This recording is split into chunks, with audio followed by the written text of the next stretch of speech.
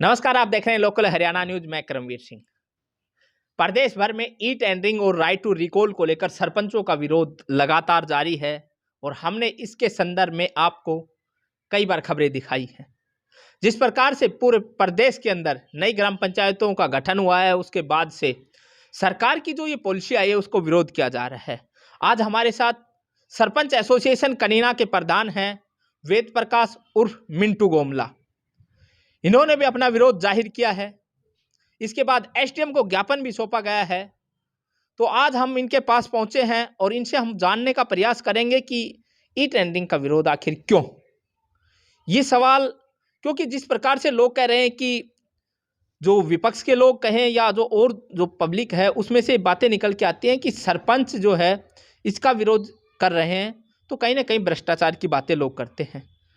लेकिन इसके अलावा वास्तव में ई टेंडरिंग में कमियां कहां हैं, सरपंच और ग्राम पंचायतें विरोध क्यों कर रही हैं। मिंटू जी नमस्कार, स्वागत है। नमस्कार करमे जी। सरपंच एसोसिएशन कनीना के प्रधान हैं और हमने देखा कि अभी कुछ रोज पहले आपने एसडीएम के माध्यम से ज्ञापन दिया है, अपनी बात का विरोध दर्ज कराया है। तो ई टेंडरिंग का विरोध आखिर क्यों किया जा रहा है?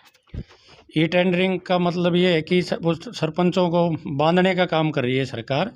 2 लाख की लिमिट में कोई काम हो नहीं सकता। एक छोटी सी नाली का गली का भी काम नहीं हो सकता 2 लाख में, प्लस उसमें जीएसटी है। तो 1,99,999 में तो जीएसटी निकालने के बाद 1,40 के करीब काम बचता है। दूसरा, ई टेंडरिंग के माध्यम से बाहर के ठेकेदार को ठेका दे दिया जाता है। बिल्कुल, वो गांव में आके काम करेगा तो उसको गांव गुणवत्ता तो मिलनी नहीं उसके काम में। और गांव के लोग ने हमें चुना है तो गांव के लोग तो हमें बोलेंगे काम के लिए, और ठेकेदार बाहर से आया हुआ ठेकेदार को गुणवत्ता से कोई मतलब नहीं है। यह सरकार ई टेंडरिंग का कर रही है तो जिस अधिकारी को वो टेंडर जिसके थ्रू कर रही है तो उसी को उसकी गुणवत्ता का उसको राइट होना चाहिए कि उसकी गुणवत्ता वही चेक करे, जिम्मेवारी ले उस गुणवत्ता की। तो हमारे ऊपर तो ये सरासर थोपा जा रहा है। बिल्कुल। तो ये नहीं कि आप का जो कहने का अर्थ है कि ई टेंडरिंग में यदि सरकार जिन अधिकारियों को टेंडरिंग का काम देती है तो यदि काम में कमियां हैं तो उसका जिम्मेवार भी वही लोग होने चाहिए। बाकी तो वैसे अक्सर देखा है, क्योंकि देखिए ग्राम पंचायत ने, गांव के लोगों ने सरपंच चुने हैं तो उनके लिए तो सरपंच प्रतिनिधि प्रमुख होते हैं, और यदि गांव में काम नहीं होंगे तो जनता तो जिम्मेदार आपको मानेगी। गांव में अगर गुणवत्ता वैसे काम नहीं होगा, ठीक से काम नहीं होगा तो गांव के लोग तो हमें ही आके बोलेंगे ना, क्योंकि गांव ने तो हमें प्रतिनिधि चुना है। बिल्कुल।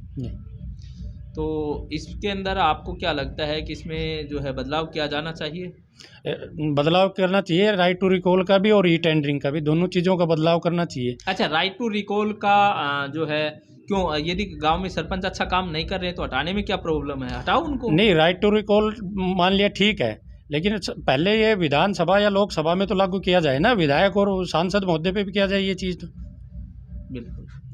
तो ई टेंडरिंग जैसे सरकार उप मुख्यमंत्री की हम बात करें या फिर पंचायत राज मंत्री हैं बबली हैं उनकी बात करें, वो तो कह रहे हैं कि बहुत अच्छी पॉलिसी है और इससे भ्रष्टाचार खत्म होगा, और साथ में कह रहे हैं कि भाई इसको लागू तो करके देखो। तो ग्राम पंचायतों को एक बार अपना लेना चाहिए। नहीं, अपना लेने का तो मैंने पहले भी बताया आपको कि उसमें जो ठेकेदार के थ्रू काम होगा उसमें गुणवत्ता से काम नहीं हो पाएगा। अच्छा, तो ये नहीं कि उसकी जवाबदेही जो है वो किसी की तय की जानी चाहिए। यदि काम अच्छा नहीं हो रहा है तो इसका जिम्मेवार कौन, वो जिम्मेदारी तय की जानी चाहिए। जिन अधिकारियों के थ्रू ये टेंडरिंग का ठेका दिया जाएगा उन अधिकारियों को उसकी गुणवत्ता के जिम्मेवारी होना बनाया जाए। अच्छा, एक और जो अभी हमने देखा है कि नया जो एक सरकार की तरफ से वैसे कहें तो आप सरपंचों को दोहरा झटका देने का भी काम किया है कि अगर आपने विकास कार्य हुआ, पंचायतों ने यदि पैसा उसका रिलीज नहीं किया फंड, तो ऑटोमेटिक 7 दिन बाद पावर बीडीपीओ के पास चली जाएगी। तो ये तो आपकी ग्राम पंचायतों की शक्तियां छीनने का काम हो रहा है। ये सरासर गलत है, क्योंकि जब वो काम की गुणवत्ता ठीक नहीं करेगा तो सरपंच उसको पेमेंट करने के लिए मना करेगा। अब वो पेमेंट अगर बीडीपीओ साहब से करवा देंगे तो ठेकेदार तो करेगा ही अपनी मनमानी से काम। वो क्यों मानेगा सरपंच की या काम को ठीक से करेगा? तो सवाल तो ये भी उठता है ना कि सरपंच जो है भ्रष्टाचार करते हैं, इसलिए सरकार ने जो है इसको ई टेंडरिंग के माध्यम से किया है। सरपंच कहाँ से भ्रष्टाचार करेगा? सरपंचों के पास तो कोई अधिकार है ही नहीं। अगर पहले भी अगर सरपंच कर रहे हैं तो सारे तो कोई है नहीं, 1-2 हैं तो उनके खिलाफ कार्रवाई की जाए, जो कानूनी कार्रवाई बनती है उनके खिलाफ कार्रवाई की जाए सरपंचों की। तो ई टेंडरिंग को आपके हिसाब से क्या लगता है मिंटू जी कि जैसे आप जो है एसोसिएशन के प्रधान भी अपने ब्लॉक के, कनीना ब्लॉक के, तो आप जो है एक प्रधान होने के नाते सरकार से आपने जो आपकी तरह जो पंचायत प्रतिनिधि हैं उनके आप मुखिया भी हैं, तो क्या मांग करते हैं ई टेंडरिंग को लेकर के? ई टेंडरिंग को लेकर यही है कि जो सरपंचों को जो पावर होती है वो पूरी पावर दी जाए काम करने की, ताकि वो अपने अपने गांव में अच्छे से विकास कार्य करवा सके। सभी सरपंचों को पावर दी जाए पूरी। तो ई टेंडरिंग को ख़त्म किया जाए या इसमें बदलाव किया जाए? नहीं, ई टेंडरिंग को ख़त्म किया जाए। तो बिल्कुल देखिए, कनीना जो है सरपंच एसोसिएशन है उसके प्रधान मिंटू गोमला जी, जो वेद प्रकाश गोमला हैं, वो सरपंच हैं गोमला के, ये आज हमारे साथ थे और ई टेंडरिंग और राइट टू रिकॉल इसको लेकर इन्होंने अपने विचार रखे हैं। और प्रदेश के अंदर इसको लेकर के बहुत काफ़ी विरोध भी हो रहा है, इन्होंने भी अपना विरोध जताया है। तो सरकार यदि आपकी बात नहीं मानती है तो क्या आगे की कोई रूपरेखा भी? और आगे का यही है कि हम अपना धरना प्रदर्शन भी करेंगे, आगे अगर और कोई बड़ा आंदोलन भी करना पड़े तो वो भी करेंगे। तो बिल्कुल देखिए, सरकार जहां एक तरफ इस ई टेंडरिंग और राइट टू रिकॉल को सही साबित करने पर लगी हुई है, तो वहीं दूसरी तरफ सरपंच जो है इनका मानना है कि गांव के लोगों ने इन्हें गांव की जो जिम्मेदारी सौंपी है उसके लिए यदि गांव में विकास कार्य नहीं होते हैं तो रिस्पॉन्सिबल जनता तो इन्हें ही मानेगी, इसमें कोई दो राय भी नहीं है।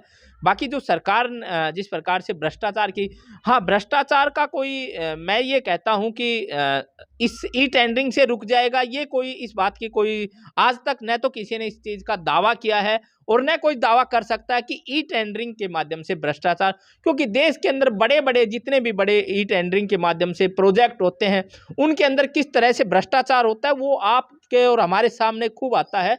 तो ये तो कोई अगर हम तर्क कहें कि गांव के अंदर की 2 लाख से अधिक का ई टेंडरिंग के माध्यम से भ्रष्टाचार रुक जाएगा तो ये कोई तर्क है नहीं। बाकी जो सरकार पॉलिसी लेकर आई यदि उसके अंदर कुछ बदलाव किया जाए, और हम तो ये मानते हैं कि ई टेंडरिंग सरकार को यदि करना है तो कीजिए, लेकिन ग्राम पंचायत को उसके अंदर पूर्ण रूप से भागीदार बनाइए, क्योंकि गांव की जनता उन्हें अपना प्रतिनिधि मानती है, सरपंच को, ग्राम पंचायतों को। और दूसरा, अगर सरपंचों को उसमें शामिल किया जाएगा ई टेंडरिंग वाली प्रोसेस के अंदर, उनकी जवाबदेही तय होगी, तो निश्चित तौर पे गांव के अंदर विकास कार्य अच्छे हो सकते हैं, गुणवत्तापूर्वक विकास कार्य हो सकते हैं। बहरहाल आज के लिए इतना ही, बाकी तमाम खबरों के लिए आप देखते रहिए लोकल हरियाणा न्यूज। नमस्कार।